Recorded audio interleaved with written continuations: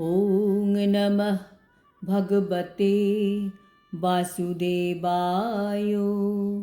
শ্রীমদ্ ভগবদ্ গীতা ষোড়শ অধ্যায় দৈবাসুর সম্পদ বিভাগ যোগ। হরে কৃষ্ণ। আজ আমরা 16 নম্বর শ্লোকটি শুনব।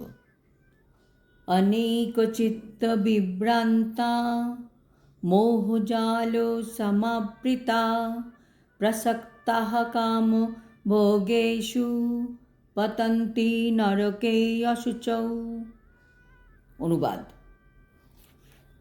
এইভাবে আসরিক ভাবাপন্ন ব্যক্তিরা অজ্ঞানের দ্বারা বিমোহিত হয়, যা আমরা শ্লোক 15তে দেখলাম। এই শ্লোকে ভগবান বলছেন, নানা প্রকার দুশ্চিন্তায় বিভ্রান্ত হয়ে এবং মোহজালে আবদ্ধ হয়ে কামভোগে আসক্ত চিত্ত সেই সমস্ত ব্যক্তিরা অশুচি নরকে পতিত হয়। তাৎপর্য: এই 16 নম্বর শ্লোকে কৃষ্ণ বলছেন যে এই ধরনের আসরিক ব্যক্তিদের পরিণতি কি হয়। কৃষ্ণ বলছেন, এই ধরনের আসরিক স্বভাবের ব্যক্তিরা বহু প্রকার দুশ্চিন্তার দ্বারা বিভ্রান্ত হয়ে মোহজালের দ্বারা বিজড়িত হয়ে থাকে। তারা ইন্দ্রিয় তৃপ্তির প্রতি প্রচণ্ডভাবে আসক্ত থাকে, ফলে তারা অশুচি নরকে পতিত হয়। তাহলে ভগবান পরিষ্কারভাবে আসরিক ব্যক্তির পরিণতি বললেন। তারা সারাক্ষণ কিভাবে তাদের ধন সম্পদ, বাড়ি গাড়ি বাড়ানো যায় তারই চিন্তা করতে থাকে আর স্বপ্ন দেখতে থাকে। তারা সব সময় সব কিছু বাড়ানোর পরিকল্পনা করতে থাকে। তাদের মাথার মধ্যে পরিকল্পনা চলতেই থাকে যাতে সে আরও বেশি করে ইন্দ্রিয় তৃপ্তি করতে পারে। আসরিক ব্যক্তি মনে করে তার নিজের চেষ্টায় সে সব কিছু করেছে। তার যত সাফল্য, সব কিছুর জন্য সে নিজেই দায়ী। সে এটা জানে না যে তার পূর্ব কর্মফলের জন্যই সে সাফল্য ভোগ করছে। শাস্ত্রানুযায়ী মানুষের জন্ম, ঐশ্বর্য, শ্রুত, শ্রী এইগুলি মানুষ তার পূর্ব কর্ম অনুযায়ী লাভ করে। যেমন মানুষ কীরকম পরিবারে জন্ম হবে, কীরকম ঐশ্বর্যমণ্ডিত হবে, তার শিক্ষা কেমন হবে এবং রূপ কেমন হবে, এগুলি লাভ করে তার পূর্ব অনেক অনেক জীবনের কর্মফল থেকে। এই সত্যটি আসরিক ব্যক্তি মানে না।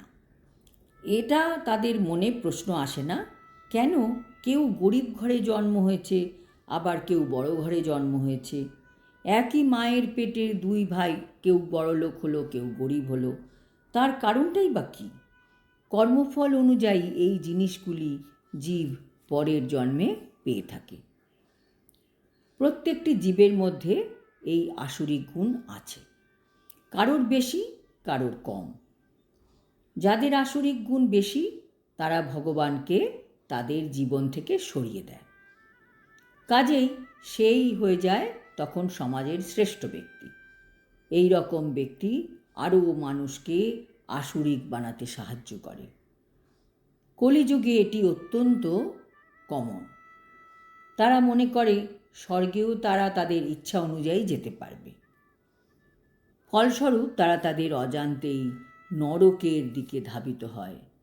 এখানে মোহজাল কথাটি অত্যন্ত তাৎপর্যপূর্ণ। জালে আবদ্ধ করে যেমন মাছ ধরা হয়, এই মোহরূপ জালে জীবেরাও তেমনই আবদ্ধ হয়ে আছে এবং তা থেকে বেরিয়ে আসার কোনো উপায় তাদের নেই। এই কলিযুগে এই আসরিক গুণ থেকে উদ্ধার পাওয়ার একমাত্র উপায় হচ্ছে হরে কৃষ্ণ মহামন্ত্র জপ করা। তবেই মানুষ তার নরকে যাওয়ার রাস্তা থেকে উদ্ধার পেয়ে মুক্তির পথে এগোতে পারবে। আজ এই পর্যন্ত। পরের শ্লোকে ভগবান বলবেন এই আসরিক ব্যক্তিরা কী ধরনের কাজকর্ম করে এবং তাদের জীবনের উদ্দেশ্যই বা কী। হরি ওম তৎসৎ। হরে কৃষ্ণ।